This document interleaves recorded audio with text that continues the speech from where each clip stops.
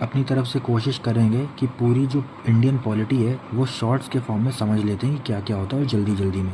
तो सबसे पहले हम लोग शुरू कर देते हैं कि रेगुलेटिंग एक्ट जो आया था 1773 का, उसमें क्या क्या था। तो हम लोग ये बोलेंगे, ये कोई एक्ट हम लोग नहीं कहेंगे कि एक्ट था। इसमें क्या था कि कंपनी को एक तरीके से गाइडेंस वो हो गया था कि कंपनी जो है एक गाइडेंस दे रही है।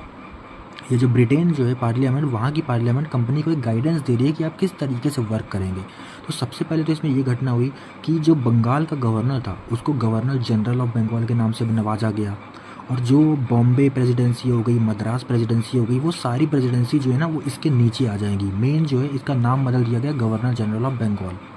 दूसरा ये हुआ इसमें कि सबसे पहले क्या हुआ कि इसको क्या होते हैं, जो बाकी लोग होते थे मद्रास और बॉम्बे वाले, वो लोग अब इसको असिस्ट करेंगे। फिर क्या हुआ, सुप्रीम कोर्ट भी इसमें इस्टेब्लिश किया गया कि इस्टेब्लिशमेंट हुई सुप्रीम कोर्ट ऑफ कलकत्ता की।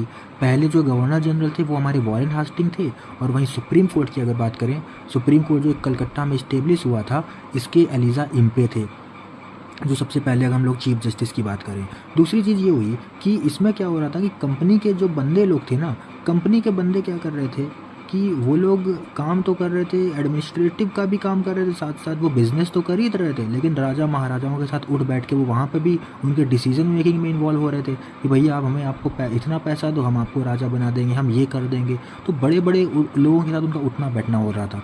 और ये चीज़ जो थी वो ब्रिटेन वालों को पसंद नहीं आ रही थी। और वही चीज़ होगी ना कि कंपनी अगर देश से बड़ी हो जाएगी तो ये कैसे एक्सेप्टेबल होगा।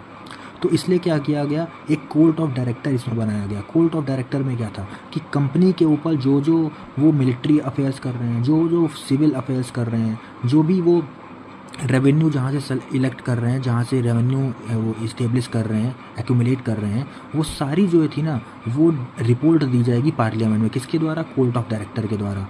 अब एक चीज़ इसमें ये हुई थी, और एक चीज़ क्या हुई कि जो 1+4 के बारे में बात बताई गई है। 1+4 ये है कि गवर्नर जनरल ऑफ बंगाल तो है, लेकिन वो अपने साथ साथ 4 और लोगों को रख सकता है कि जो फर्दर असिस्ट करेंगे उसको। असिस्ट मतलब डिसीजन मेकिंग में उसके बारे में बताएंगे।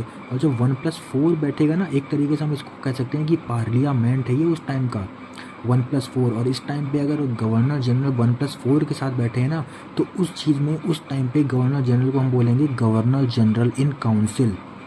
तो ये सारी इसमें है। और एक चीज़ हमने ये भी देखी है कि कोर्ट ऑफ डायरेक्टर में क्या हुआ था कि इन लोगों से ये भी हुआ था कि जो कंपनी में लोग काम कर रहे हैं वो सारे जो थे ना, जब वापस आते तो बड़े पैसा कमा रहे हैं। कंपनी सोचती थी यार कि पैसे तो इनको सैलरी उतनी ही दी जा रही है, तो ये इतने ज़्यादा अमीर कैसे हो रहे हैं। तो इस चीज़ में ये भी किया गया कि जो अपना प्राइवेट काम कर रहे हैं ना, तो उस पर रोक लगा दी गई कि आपसे कोई प्राइवेट काम नहीं करेंगे। अब से आप लोग कोई जो कंपनी का काम है वही करेंगे, प्राइवेट काम नहीं करेंगे, कोई भी गिफ्ट नहीं